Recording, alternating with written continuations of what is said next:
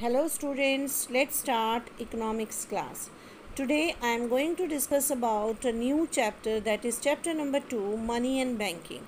But in our this lecture I'll discuss with you about money. So my dear student, before introduction of money there is one system, that is barter system. जब money हमारे यहाँ introduce नहीं हुई थी, rupees, पैसे, ये सब हमारे यहाँ इंट्रोड्यूस नहीं हुए थे, तो उससे पहले एक बाटर सिस्टम चला करता था. I think you all know about this system also, but again I am going to tell you that it is a system in which goods are exchange from goods. ये ऐसा system होता था जिसमें हम goods को goods से exchange करते थे. ठीक है, सपोज़ वन पर्सन को कुछ किसी चीज़ की ज़रूरत है, तो वो उसको जा कर के मनी नहीं देता था, उसकी जगह वो गुड्स दे देता था. जो भी उसके खेत में उगता था वो जा कर के उनको दे देता था, और वो जितनी भी कमोडिटी शॉपकीपर देना चाहता था वो उसकी विश होती थी, वो उसके अकॉर्डिंग दे देता था. Now there are some drawbacks of this barter system. So let us see all in detail. But let me tell you, आपको ये जो जितने भी पॉइंट्स है, there are six drawbacks. You have to see detail in your macro economics book. ठीक है, अपनी macro economics book में से आप each and every जो पॉइंट है उसको आप डिटेल में पढ़ेंगे. यहाँ पे मैं आपको हर सिंगल पॉइंट को एक्सप्लेन करूँगी. बट जब आपका एग्ज़ाम में कभी भी अगर ऐसे आता है तो you should not write like this. ठीक है, so see here double coincidence of want. What is the double coincidence of want? The double coincidence of wants means, जैसे कि सपोज़ करो कि मेरे जो फील्ड है उसमें गेहूँ उगती है. ठीक है, बट मुझे अब गेहूँ उग रही है, अब मुझे तो चावल की भी ज़रूरत है. तो उसके लिए मैं क्या करूँगी, मैं जो अपनी एक बोरी गेहूँ के लिए ऐसा कस्टमर ढूंढूंगी, ऐसा पर्सन ढूंढूंगी जो कि गेहूँ के बदले में चावल को एक्सचेंज कर सके. ठीक है, वो मुझे ढूंढना पड़ेगा, कोइंसिडेंस ढूंढना पड़ेगा कि मुझे गेहूँ जो चावल वाला है वो उसको गेहूँ की नीड हो, और मैं मेरे पास गेहूँ है तो मुझे चावल वाला मिले कि जिससे मैं चावल एक्सचेंज कर सकूँ. तो there is a double coincidence of wants. Second is lack of common unit of value. Yes, कि हम उसकी वैल्यू नहीं लगा सकते थे. अगर हमें कोई चीज़ चाहिए तो वो हम एक बाउल लेके जाते थे. सपोज़ एक गेहूँ, मेरे खेत में गेहूँ हो रही है, तो मैं एक बाउल गेहूँ लेके जाऊँगी, और जो भी मुझे परचेज़ करना होगा तो मैं बोलूँगी इसके बदले में मुझे ये दे दो. सपोज़ मुझे नमक चाहिए, तो I will go to the shopkeeper and instead of giving money, because money नहीं थी उस टाइम, है ना, अशरफियाँ एंड दिस और दैट ये सब चला करते थे. तो मैं क्या करूँगी, मैं एक बाउल में गेहूँ लेके जाऊँगी and I will tell to them इसके बदले में मुझे नमक दे दो. ठीक है, like this they were doing. तो कॉमन यूनिट ऑफ वैल्यू नहीं थी, क्योंकि सबके साथ अलग अलग तरीके से डीलिंग होती थी. Third is the difficulty of future payment. Yes, future payment में डिफ़िकल्टी आती थी कि हम किस तरीके से पेमेंट करेंगे. सपोज़ मैंने डिसाइड कर लिया कि जब मेरी गेहूँ आएगी, तो जब मेरी गेहूँ की पैदावार किट में आएगी तो मैं क्या करूँगी कि अभी मुझे आप चावल दे दो, जब मेरी गेहूँ आएगी तब मैं आपको उसके बदले में एक बोरी गेहूँ दे दूँगी. बट उस रेन नहीं होने की वजह, सूखा पड़ने की वजह से, या कुछ भी प्रॉब्लम में मेरे फील्ड में आ गई, तो मेरी जो गेहूं की पैदावार है वो नहीं हुई. ठीक है, तो क्या हुआ, सब स्पॉइल हो गया. तो फ्यूचर पेमेंट में डिफ़िकल्टी आ गई. तो this type of problems were faced by the farmers, faced by the each and every person. Now the fourth point is difficulty of storage of value. अब उनको स्टोरेज जो भी कमोडिटीज़ थी, suppose अब मेरे यहाँ पे गेहूँ की पैदावार हुई है, तो मैं तो ये नहीं बोल सकती ना मेरे पास 2 कमरे या 3 कमरे 4 कमरे गेहूँ भरे हुए हैं, उसकी वैल्यू क्या है, कितनी बोरियाँ हैं, दैट वैल्यू नहीं लगा सकते थे हम, है ना. Now fifth is the difficulty of transfer of value.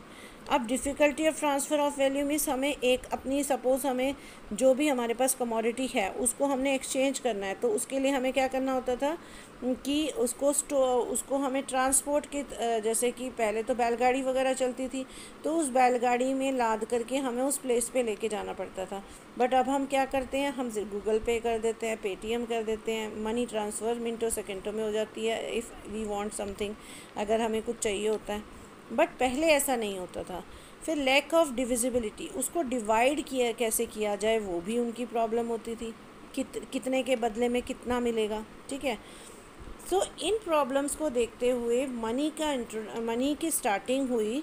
So money is what, money is a medium of exchange, money is a medium of exchange, money एक एक्सचेंज का मीडियम है, एक्सचेंज का मीडियम है मीन्स हमें कुछ भी चाहिए होता है तो will give money and will purchase that commodity for our comfortable zone. So there are money has divided into 4 parts, that is flat money, fiduciary money, full bodied money, credit money. अब fiat money is what? fiat money वो money होती है जो कि government के through authorise की होती है। जैसे कि पहले नोटबंदी हुई थी, है ना, मोदी जी ने क्या किया था, जो पहले वाले जो करेंसी चलती थी उसको स्टॉप करके न्यू करेंसी स्टार्ट की थी। तो अब अगर मैं पुरानी करेंसी को मार्केट में लेके जाऊं तो उसकी कोई वैल्यू नहीं होगी। पुराना नोट अगर 500 का मेरे पास है तो अगर मैं मार्केट में लेके जाऊं तो उसकी कोई वैल्यू नहीं होगी। तो वैल्यू उसी कमोडिटी, उसी मनी की होती है जिसको गवर्नमेंट ऑथराइज़ करती है, जो गवर्नमेंट के थ्रू ऑथराइज़ की जाती है। That is called a fiat money, उसको हम फेट मनी कहते हैं, ठीक है, जो गवर्नमेंट से ऑथराइज़ होती है। जैसे कि अभी जो 500 की रुपी नोट चल रहा है तो that is authorise by the government, ठीक है, उसी को सब लेंगे। अगर हम प्रीवियस वाला 500 नोट लेके जाएंगे तो it will not work. Now see the next is fiduciary money. Fiduciary money is that money which is accepted as a medium of exchange because of trust between the payer and the pay. अब इसमें क्या है, fiduciary money में check आता है, तो check include होते हैं। जैसे कि हम चेक दे देते हैं, cheques are fiduciary money as these are accepted as a means of payment on the basis of trust. अब हम चेक को भी मनी के रूप में यूज़ करते हैं because it is based on trust. और चेक से तो मनी हमें तब मिलेगी जब हम बैंक में चेक लगाएंगे, लेकिन ये ट्रस्ट होता है एंड हम उस चेक को मनी के रूप में ले लेते हैं। Now the next is full bodied money. अब फुल बॉडीड मनी क्या है, that is the full bodied money refers to money in terms of coins whose commodity value is equal to money value as when they are issued. अब जो एक coin है, एक coin की value 1 रुपये ही है ना, face value we should say, ठीक है। Next is the credit money.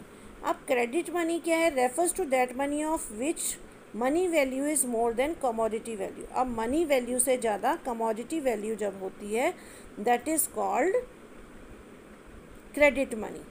अब एग्जाम्पल अगर हम लेते हैं तो what is the market value of the metal that rupee coin is made of in India.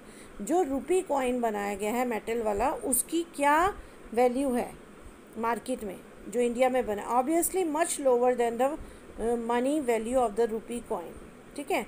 Money value of rupee coin से ज़्यादा वैल्यू उसकी नहीं है। Otherwise people would have melted the coins and sold the metal in the market at price greater than 1 rupee, ठीक है। अब जो 1 rupee note होता है, अब 1 रुपी नोट में एक चांदी की लाइन होती है ना, हम बोलते हैं इसमें चांदी की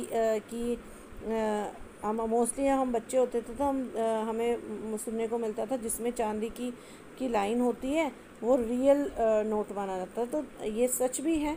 तो अगर हम उस चांदी की लाइन को निकाल दें और उसको सेल करें तो वो 1 रुपी की वैल्यू उसकी होगी, और अगर 5 रुपी में से निकाला है तो मीन्स उसकी वैल्यू 6 रुपीज़ हो जाएगी। तभी उसे कहते हैं कि क्रेडिट मनी, जिसमें मनी से भी उसकी वैल्यू बढ़कर मिली है, ठीक है ना। So now we will see the functions of money. अब फंक्शंस ऑफ मनी के फंक्शंस क्या होते हैं, what are the functions of money? The functions of money is the opposite of the barter system. जो बाटर सिस्टम है उसका opposite ही है इसके function. It is a medium of exchange, yes हम इसको एक्सचेंज करते हैं, इसको दे करके हम कमोडिटीज़ लेते हैं। Measure of value, yes it has a value कि 5 rupees 10 rupees 20 rupees notes we know. Standard of different payment, yes we can have a different type of payments. And storage of value, इसकी storage value भी है कि इस room में अभी 10 quintal गेहूँ stored है, ठीक है, we should give the value. Transfer of value, yes transfer of value is also easy through the money, ठीक है। Now will see money supply. अब मनी सप्लाई क्या है, what is the supply of money? It refers to total stock of money by the people of a country at a particular point of time. Total stock money का जो हमारी country में है, जब हम उसे कैलकुलेट करते हैं तो वो क्या होता है, that is money supply. Total stock of money by the people of a country at a particular point of time, ठीक है, उसको हम मनी सप्लाई कहते हैं। अब आरबीआई ने क्या किया है, इसे डिवाइड किया है मनी सप्लाई को 4 पार्ट्स में। फर्स्ट पार्ट क्या है, M1 currency with public plus demand deposit plus other deposit, ठीक है। M2 is M1 plus deposit in post office. M3 is equal to M1 plus time deposit. M4 is M3 plus total deposit of post office. So अगर हम इसको learn करने जाएं तो it will be very difficult for us कि हम इसको कैसे लर्न करेंगे। तो इसको हम एक स्टोरी बना के लर्न कर लेते हैं। सपोज़ बम्बई में की बात करते हैं, वहाँ पे क्या होता है, गुंडा राज चलता है, ठीक है ना, वो हफ्ता वसूल करते हैं। तो like this suppose M1 is the हफ्ता वसूलर, ठीक है। उसने क्या किया, उसने एक पर्सन को पकड़ा जो कि अपने घर जा रहा था एंड उसने क्या किया, उसको थप्पड़ लगा के उससे पूछा कि जितना भी तेरे पास कैश है, जो भी तेरे पास कैश है वो मुझे दे दे। तो उसने क्या किया, ही हैज़ गिवन करेंसी, जितनी भी करेंसी कॉइन्स उसके पास थे वो सारे निकाल के उसको दे दिए। उसके बाद भी उसे सेटिस्फेक्शन हुआ तो उसने बोला अब बता तेरे पास और क्या है। उसने बोला कि मेरे पास डिमांड डिपॉजिट है, और क्या है, अदर डिपॉजिट, वो सारा डिपॉजिट मुझे दे दो। तो he has given the other deposit also. फिर भी उसे सेटिस्फेक्शन नहीं हुआ, ये सारी चीज़ें लेने के बाद भी उसने बोला अब बता तेरे पास और क्या बचा है। तो उसने बोला मेरे पास डिपॉजिट इन पोस्ट ऑफिस है, मेरे पास पोस्ट ऑफिस में डिपॉजिट है, ये भी ले लो, मैंने पोस्ट ऑफिस में अपना पैसा जमा कर रखा है, ये कार्ड भी ले लो। नाउ अगेन ही थिंक कि इसके पास और कुछ होगा। फिर उसने बोला तो हेयर टाइम डिपॉजिट, उसने बोला मेरे पास टाइम डिपॉजिट मेरे पास कुछ FDs है, तो बोला ये भी ले लो, ठीक है।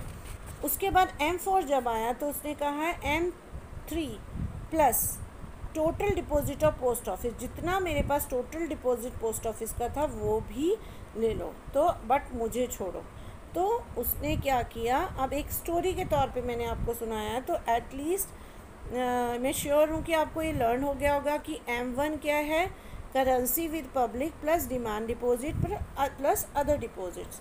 एंड M2 क्या है, M1 plus deposit in post office. M3 है M2 प्लस टाइम डिपॉजिट, ठीक है, time deposit. Then M4 is equal to M3 plus total deposit of post office. ये एक दूसरे से इंटरकनेक्टेड है। So my dear students, our lecture of money has completed over here and in next class we will see the banking, ठीक है। So go through of this topic very thoroughly, read your macro book thoroughly, read all the points thoroughly, so if it will come in any form you will be able to give the answer. Thank you, have a nice day.